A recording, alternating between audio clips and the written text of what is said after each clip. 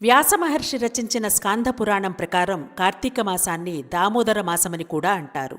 ఈ మాసంలో ఆచరించే దామోదర వ్రతం సర్వపాపాలని పోగొడుతుందని శాస్త్రవచనం. ఈ వ్రతాన్ని కార్తీక మాసంలో ఏ రోజైనా ఆచరించవచ్చు.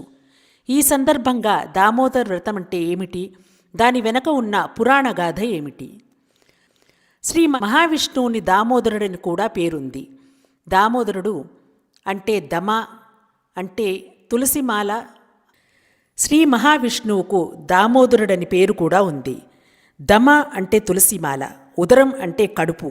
ఎల్లప్పుడూ ఉదరంపై తులసిమాలను ధరించేవాడు కాబట్టి నారాయణునికి దామోదరుడు అని పేరు ఉంది. దామోదర వ్రతం వెనక ఉన్న పౌరాణిక గాథ. ద్వాపరయుగంలో గోకులంలో జరిగిన ఘటన ఇది. ఒకరోజు చిన్ని కృష్ణుడు ఆకలిగా ఉందంటే వంటింట్లోకి పాలు కాస్తున్న యశోద బయటికి వచ్చి కృష్ణుని ఒళ్ళోకి తీసుకుని లాలిస్తూ పాలివ్వసాగింది. ఇంతలో పొయ్యి మీద ఉన్న పాలు గుర్తుకు వచ్చి కృష్ణుని కిందకు దింపి వంటింట్లోకి పరిగెత్తింది యశోద. తనకు పాలు ఇస్తూ మధ్యలో కిందికి దించి వెళ్ళిపోయిన యశోదపై అలక వహించిన చిన్ని కృష్ణుడు అక్కడే ఉన్న వెన్నకుండను పగులకొట్టి అందులోని వెన్నను తీసుకుని పక్కనే ఉన్న రోలుపై కూర్చుని తినసాగాడు.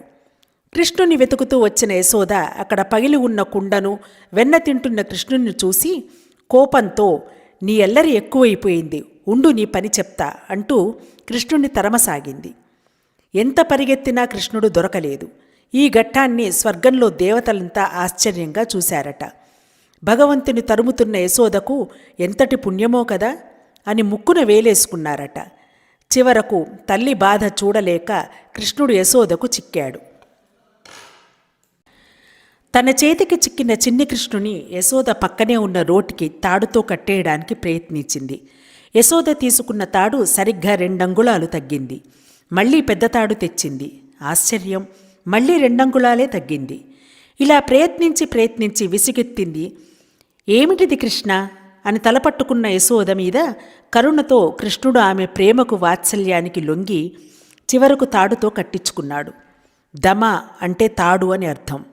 ముల్లోకాలకు లొంగని పరమాత్మ తల్లి ప్రేమకు లొంగి తాడుతో ఉదరాన్ని కట్టించుకున్నాడు.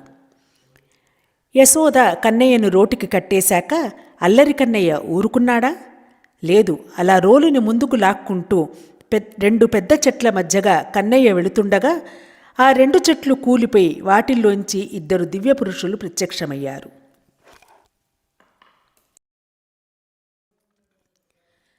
మధ్య చెట్లలో నుంచి ప్రత్యక్షమైన దివ్యపురుషులు కుబేరుని కుమారులు నలకుబేర మణిభద్రులు.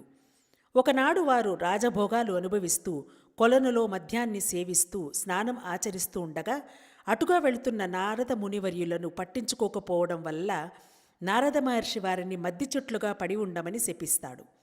అంతట వారు భయంతో చేసిన తప్పుకు పశ్చాత్తాపం చెంది తమను క్షమించి శాప విమోచనం చెప్పమని నారదుని కోరుతారు. అప్పుడు నారదుడు ద్వాపరయుగంలో శ్రీకృష్ణుని దామోదర లీలతో వారికి శాప విమోచనం కలుగుతుందని చెబుతాడు. కుబేరుని కుమారులు ఇలా చెట్లగా పడి ఉన్న తమకు విముక్తిని ప్రసాదించి శాప విమోచనం కలిగించినందుకు భక్తితో కృష్ణ భగవానుని ఉద్దేశించి దామోదరాష్టకమును స్తుతించారు. ఈ ఘటన జరిగింది కార్తీక మాసంలో కాబట్టి కార్తీక మాసానికి దామోదర మాసమని పేరు వచ్చింది. ఎవరైతే కార్తీక మాసంలో చిన్ని కృష్ణుని విగ్రహం ముందు ఆవు నేతితో దీపారాధన చేసి దామోదరాష్టకాన్ని పఠించి కన్నయ్యకు వెన్నను నైవేద్యంగా సమర్పిస్తారో వారు జన్మాంతర పాపాలు పోగొట్టుకుని శాప విమోచనులై సుఖ సంతోషాలతో జీవిస్తారని శాస్త్రవచనం.